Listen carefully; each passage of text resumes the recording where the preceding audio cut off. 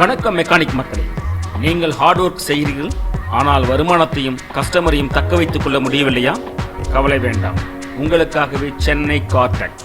நீங்கள் கார் மெக்கானிக்காகவோ இல்லை ஏசி மெக்கானிக்காகவோ இல்லை எலக்ட்ரீஷியனாகவோ இருக்கலாம். கவலை வேண்டாம், உங்களுக்கு எலக்ட்ரிக்கல் மற்றும் எலக்ட்ரானிக்ஸ் டெக்னாலஜிகளை சொல்லித் தருகிறோம். வரவிருக்கும் வீடியோவை கூர்ந்து கவனியுங்கள். நீங்கள் எவ்வாறு வருமானத்தையும் கஸ்டமர்களும் இழக்கிறீர்கள் என்பது தெளிவாக தெரியும். உங்களில் ஒருவருக்கு நடந்த நிகழ்வின் மூலம் நீங்கள் அறிந்து கொள்ளுங்கள் நீங்கள் செய்யும் தவறு என்ன மற்றும் அதன் மூலம் உங்களுக்கு ஏற்படும் விளைவுகள் என்ன என்பதை. கார் ஸ்டார்ட் ஆகவில்லை என்பதுதான் ப்ராப்ளம். மெக்கானிக் அந்த கார் ஸ்டார்ட் செய்வதற்கு கீழ்கண்ட வேலைகளை செய்கிறார். கார் ஸ்கேன் செய்பவரை அழைத்து கார் ஸ்கேன் செய்கிறார். ஸ்கேனில் வெளிப்பட்ட எரர் கோடுகள் இதோ: P193 fuel pressure sensor input high, P380 glow plug control circuit error. Fuel pressure sensor input haiku fuel pressure சென்சாரை மாற்றுகிறார். ஆனாலும் கார் ஸ்டார்ட் ஆகவில்லை. மற்றொரு கார் ஸ்கேனரை அழைத்து திரும்பவும் கார் ஸ்கேன் செய்கிறார். திரும்பவும் அதே எரர் கோட் ரிப்பீட் ஆகிறது. எந்தவித முன்னேற்றமும் இல்லை. கார் ஸ்டார்ட் ஆகாமல் இருப்பதற்கு இன்ஜெக்டர் காரணமாக இருக்கலாம் என்று 4 இன்ஜெக்டர்களை மாற்றுகிறார். ஆனாலும் கார் ஸ்டார்ட் ஆகவில்லை. கார் ஸ்டார்ட் ஆகாமல் இருப்பதற்கு இசிஎம் காரணமாக இருக்கலாம் என்று இசிஎம்ஐ மாற்றுகிறார். ஆனாலும் கார் ஸ்டார்ட் ஆகவில்லை. பிறகு அவர் சென்னை கார்-டெக் டீமை அழைக்கிறார். சென்னை கார்-டெக்கின் ப்ரொஃபஷனல் டயக்னோஸை கூர்ந்து கவனிங்கள்.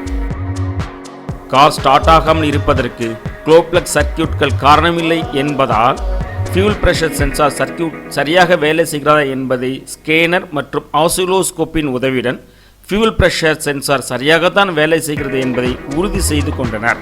மேலும் ஃபியூல் பிரஷர் ரெகுலேட்டர் சரியாக வேலை செய்கிறதா என்பதை ஸ்கேனர் மற்றும் ஆசிலோஸ்கோப்பின் உதவியுடன் ஃபியூல் பிரஷர் ரெகுலேட்டர் சரியாகத்தான் வேலை செய்கிறது என்பதை உறுதி செய்து கொண்டனர். இசிஎம் சரியான சிக்னலைத்தான் இன்ஜெக்டருக்கு அனுப்புகிறதா என்பதையும் 4 இன்ஜெக்டர்களும் சரியாக வேலை செய்கிறதா என்பதையும் ஸ்கேனர் மற்றும் ஆசிலோஸ்கோப்பின் உதவியுடன் இசிஎம் மற்றும் இன்ஜெக்டர்கள் சரியாகத்தான் வேலை செய்கிறது என்பதையும் உறுதி செய்து கொண்டனர். மேலும் ஆசிலோஸ்கோப்பின் உதவியுடன் இன்ஜெக்ஷன் பேட்டர்ன் மாறி இருப்பதை சென்னை கார்-டெக் கண்டுபிடித்தது. இதன் மூலமாக கார் ஸ்டார்ட் ஆகாமல் இருப்பதற்கு கேம் லூப் காரணம் என்று கண்டுபிடிக்கப்பட்டது. கேம் ஷாப்டை மாற்றிய பிறகு கார் ஸ்டார்ட் ஆனது. 2 நாளில் லேபர் சார்ஜ் மற்றும் கேம் ஷாப்டுடன் முடிய வேண்டிய வேலைக்கு பார்ட் ரீப்ளேஸ்மெண்ட்டுக்கு மட்டும் ரூபாய் 70,000 மற்றும் சில வாரங்களுக்கு மேல் கஸ்டமரை காக்க வைத்து ஒவ்வொரு முறையும் கஸ்டமரை சமாளிப்பதற்காக சொல்லப்பட்ட காரணங்களால் வருமானத்தையும் கஸ்டமரையும் இழக்கிறீர்கள். இனி நீங்கள் இதை பற்றி கவலைப்பட வேண்டாம். உடனே நீங்கள் பயிற்சியில் கலந்து கொள்ளுங்கள். இது மெக்கானிக்கான ட்ரைனிங் என்பதால் குறைந்த நபர்கள் மட்டுமே கற்பிக்கப்படும்.